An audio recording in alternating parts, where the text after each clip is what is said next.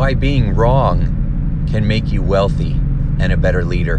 Here's the question. What's going on inside the minds of top achievers that cause them to make extraordinary breakthroughs both personally and professionally? My name is TimShur, and I invite you to join me as we take a deep dive into the unconscious mind and discover how to transform your biggest dreams into a reality. Welcome to the How to Be Mesmerizing podcast. Hey everybody, welcome to the podcast. Today I want to talk about being wrong. And what I mean by that is often our ego keeps us from admitting when we're wrong, when we've made mistakes, when we haven't behaved in a way that was, the best that we could have. And a lot of times that is exactly what's keeping us from growing and becoming more effective as a leader, as a business professional, and in a marriage, and as a parent. Our fear is that if we are wrong, then it means that we are bad, or that people are going to think that we're not good at what we do, or that we're going to lose power or face. And that scares people to the point where sometimes they never admit that they're wrong. They would rather yell and fight and blame and point the finger or avoid or eliminate you from their life than actually own up that they made poor choices. And the people that I know that are really happy as well as really successful, they are willing to own up to the fact that they made a mistake immediately. Now, I remember I used to flat out lie if I was wrong or I made a bad choice, because I was so afraid that I was going to lose approval, or that people weren't going to like me, or that something bad was going to happen. I didn't even know what that something bad was.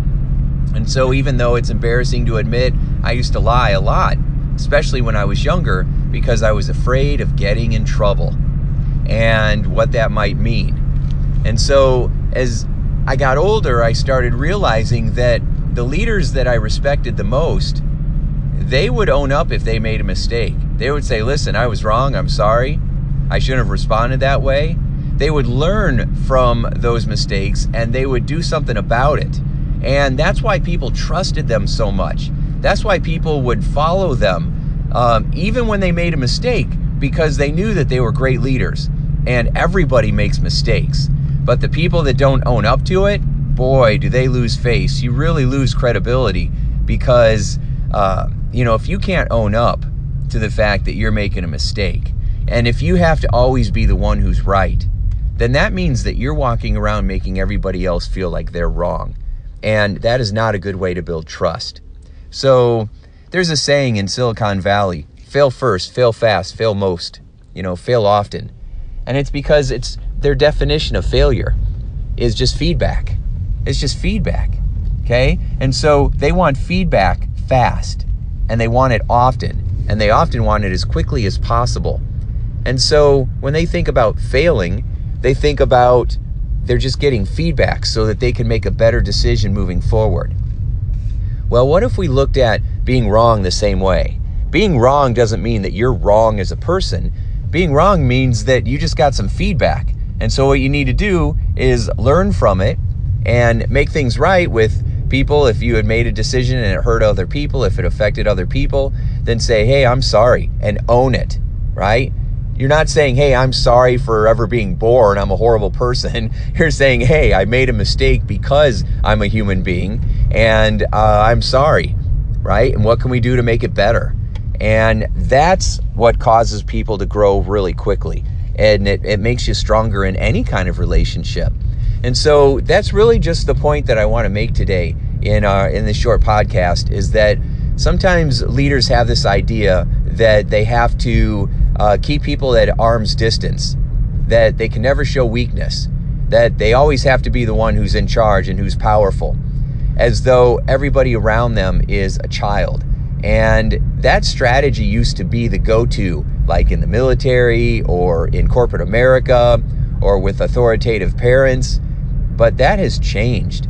And especially with the younger generations coming up, the millennials and the Generation Z, they're not going to be tolerating that, right? That authoritarian style, because they know that it produces very short-term results. And even if you have leverage over somebody, they're still going to be looking for ways to sabotage you, ways to create a mutiny, right? Ways to somehow sink your ship, because they don't like you, because you're not showing respect to them.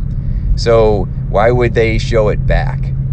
So instead, if you make a mistake, as quickly as you can, own it. And just be aware of your attitude. Be aware of the stories that you're telling yourself. And if you start to go into some kind of self-limiting story, then pause and say, you know what?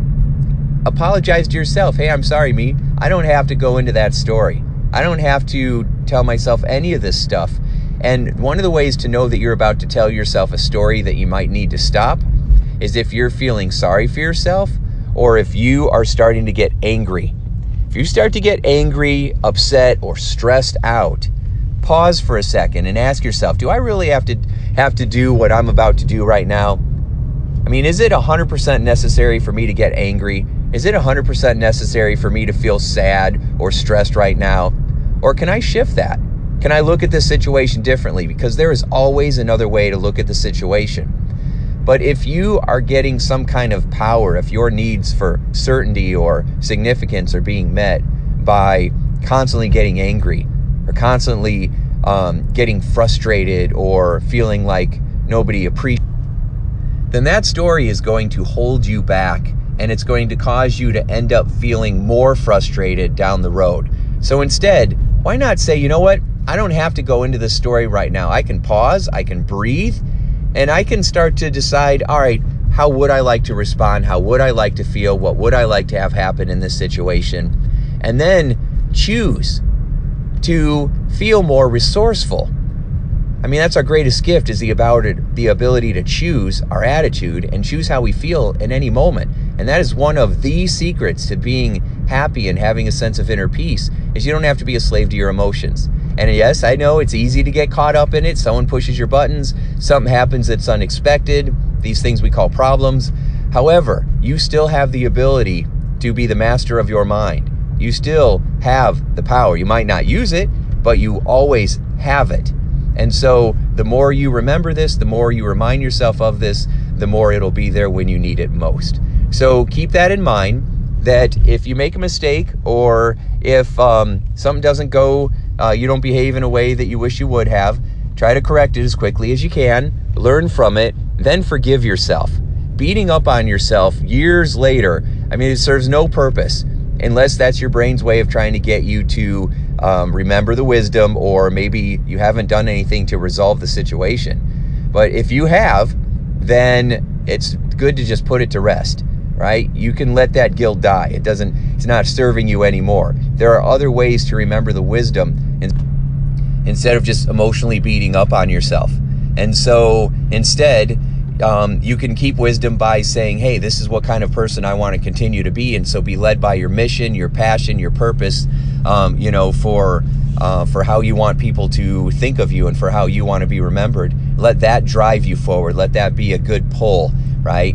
And then that will empower you in ways that will continue to make you happy and feeling peaceful and confident inside, and it will cause others to trust you more. And if you are in a leadership position, it will cause people to want to help you succeed at all costs, because of the way that you are and the way you come across. Okay, so I hope this helps, and think about it and apply it in your life over the next few days, and make your life a sure success. Thanks so much for being with me on this podcast, and we'll talk to you soon.